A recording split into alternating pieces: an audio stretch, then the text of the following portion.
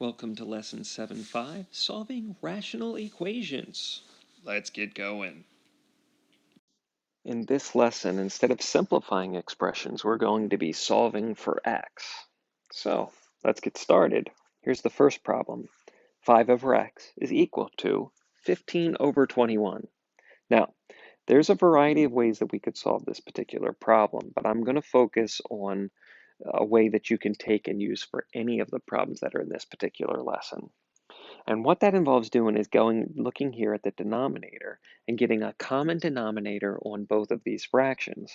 So if I think about what the least common denominator would be, remember I can multiply one thing to turn it into something else, that would end up being 21x.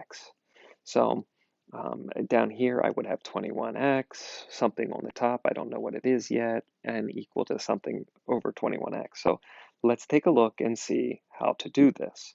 So I will start with my original fraction, 5 over x, and on the other side, 15 over 21. Now, I have to figure out, what do I multiply x by to get it to 21x? Well, that's easy, 21.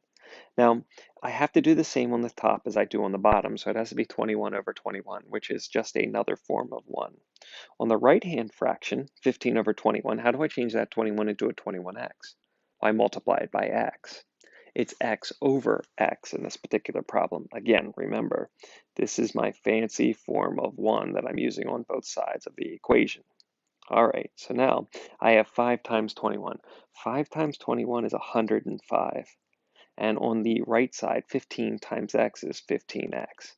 Both of my denominators are now exactly the same. They're both 21x. So what I can do is I can actually get rid of the denominators, because after all, if you have 1 over 2, and that's equal to something over 2, you know the top number is going to be exactly the same. So what I'm really saying here is forget about the denominators. I know 105 has to be the same thing as 15x because the denominators are the same. So let's divide both sides by 15, and we end up with my final answer, x equals 7. It's really all there is to it.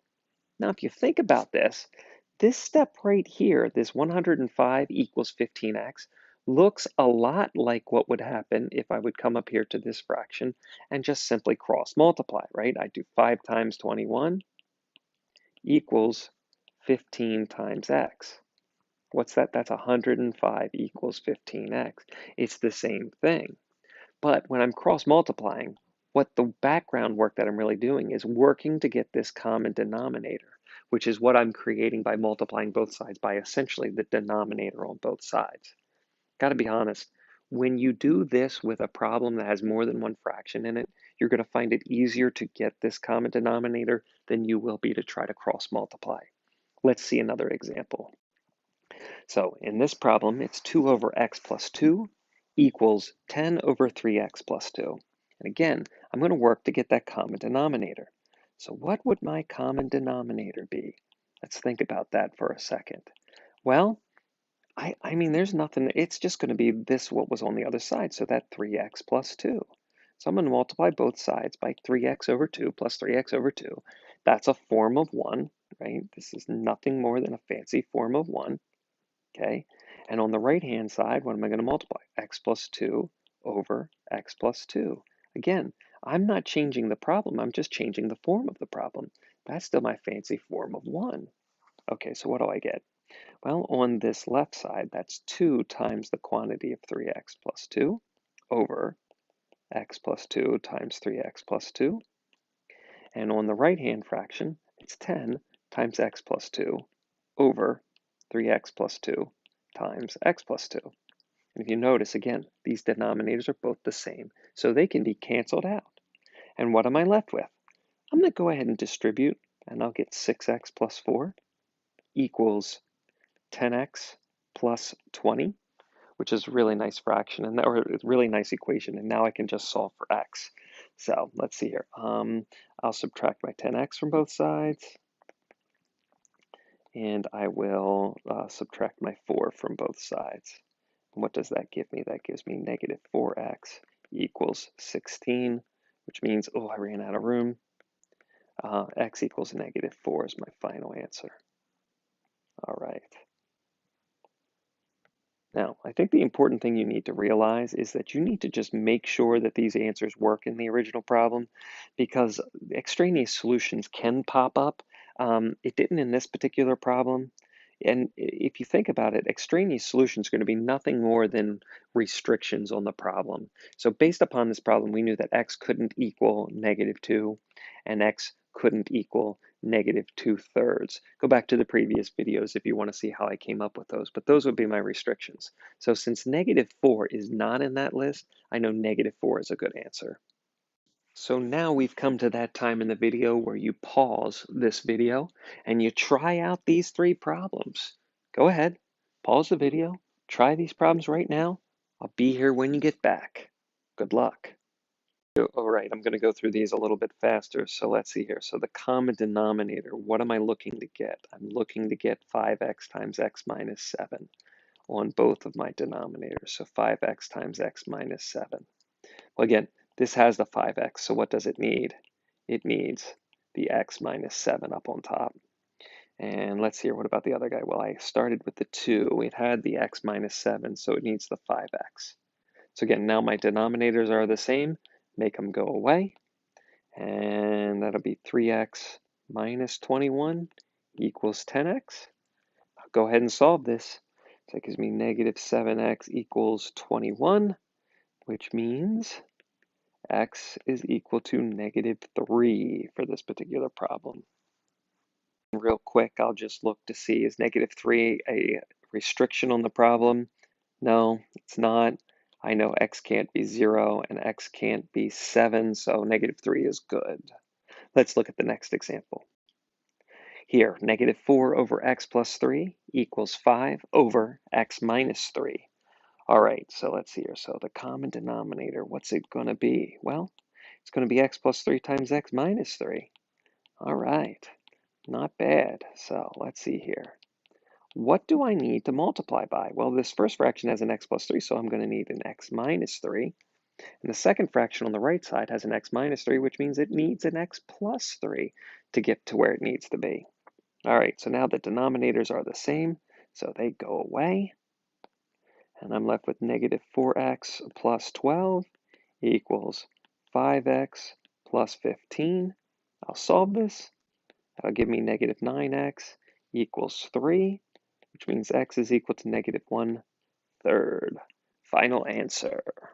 All right, one more example before we move on. All right, we have 1 over 2x plus 5 equals x over 11x plus 8. All right, let's get that common denominator, which you should be good at this point. So here that'll be 11x plus 8. Another 11x plus 8 equals, so here x over 11x plus 8. That's here, I'll need a 2x plus 5. For 2x plus 5. All right, denominators are the same now. Okay, and I'll get 11x plus 8 equals 2x squared plus 5x. Well, now this is different than anything I've seen so far, but not something we can't solve. We simply have a quadratic equation here. See the degree of 2? We have a quadratic equation here, so we're going to solve this by setting it equal to 0. So 2x squared plus 5x, I'll subtract 11x from both sides, and I'll subtract 8 from both sides. That'll give me 2x squared minus 6x minus 8 equals 0. And I remember, to solve a quadratic equation, you set it equal to 0, and then you can use any one of those methods that we've talked about this year as far as how to solve a quadratic equation. I'm going to factor it because that is my favorite method. And this one actually factors out really nicely to be 2 times the quantity of x minus 4 times x plus 1. And then, as we solve any quadratic equation, we take each one of the factors and we set them equal to 0. And we come up with an answer, well, 2 equals 0, nothing there. We come up with x equals 4 and x equals a -1. We just got to make sure that they aren't extraneous solutions, and they aren't, because if I look at the original problem, I know that x can't equal -2/5 and x can't equal -8/11, neither of which I got in this particular as one of my answers. So x equals 4, x equals -1 are good. What if we have more than one fraction? Like in this problem, 5 over x plus 7 over 4 equals -9 over x. Well, the good news is that this process doesn't really change. You're still going to get a common denominator for all three of the fractions. So let's work on that right now. I see an x, I see a 4, I see another x. My common denominator is 4x. So I just have to figure out how to get 4x on the denominator of each of these fractions. Let's hear. This first fraction has an x but no 4, so I know I'll need to multiply the top and the bottom by 4. The second fraction, 7/4, has a 4, doesn't have an x, so I need to multiply both the top and the bottom by x over x. Well, the first one was 4 over 4. Second was x over x. This third one, again, needs a 4, so I'll multiply by 4 over 4. So that gives me -9 times 4 here. Denominators now are all the same. And this is the great thing about getting a common denominator for all your fractions. You can just kind of get rid of them once that's there. Because again, you would combine your like terms, it would work itself out mathematically. I promise it works really nicely. 7x plus 20 equals -36. And now we just solve. So I'll subtract my 20 from both sides, and I'll get 7x equals -56. I'll divide both sides by 7, and I'll get x equals -8. And we're all done with this problem. Here we have another one. 1 minus 2 over x minus 4 equals 4 over x. Let's work to get that common denominator. Remember, 1 is really 1 over 1, so if you need to write that there, don't be afraid to do it. It helps us see the denominator. Let's see here. And then what do I have? Okay, I have a 1. That doesn't really do anything. I have an x. I have an x minus 4. So I think I know what my answer or my common denominator is going to be. It's going to be x times x minus 4. So I'm going to go ahead and write that out with all of them. X times x minus 4. All right, so what's the first guy need? Well, it was 1. So it needs the same thing on the top and on the bottom. Because remember, that's just a fancy form of 1 right there with that fraction. Second one, let's see here. It needs to get to x minus 4. Well, I need an x over x. So that's going to give me 2x there. The last one, I need an x minus 4 over x minus 4. So that's there, it gives me 4 times x minus 4. Again, denominators are all the same. So now what? Now I will go ahead and get rid of the denominators. Let's see here. That'll give me x squared minus 4x minus 2x equals, is that 4x minus 16? Okay, and again, now look, quadratic equation. So we're going to set this thing equal to 0 and solve it. So let's see here, I have x squared minus 4x minus 2x, and I'll end up needing to subtract 4x from both sides, and then adding 16 to both sides. So let's see here, 4x minus 4x is minus 8x, minus 2 is minus 10x. And then I have this plus 16 equals 0. All right, so that's your x squared minus 10x plus 16. And solve that however I want. Again, I like factoring because this one factors really nicely. X minus 2 times x minus 8. Set each one of the factors equal to 0. We come up with the answers of x equals 2 and x equals 8, neither of which are restrictions, so we're okay.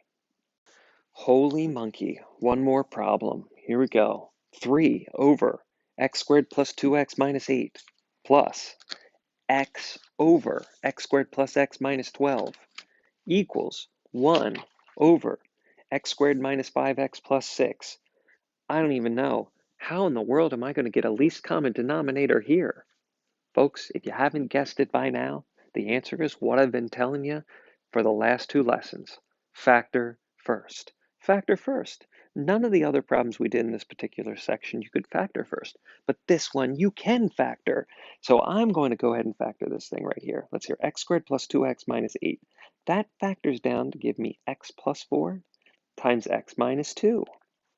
What about the next one? X squared plus x minus 12.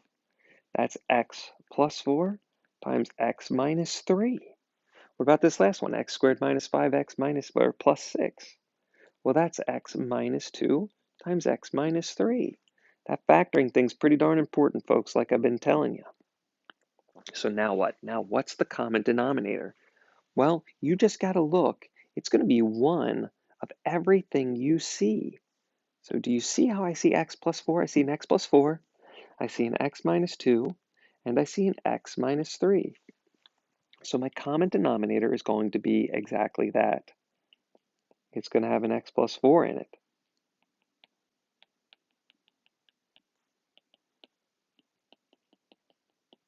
It's going to have an x minus 2 in it.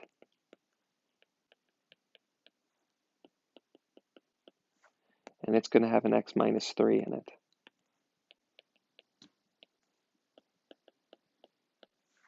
Wow.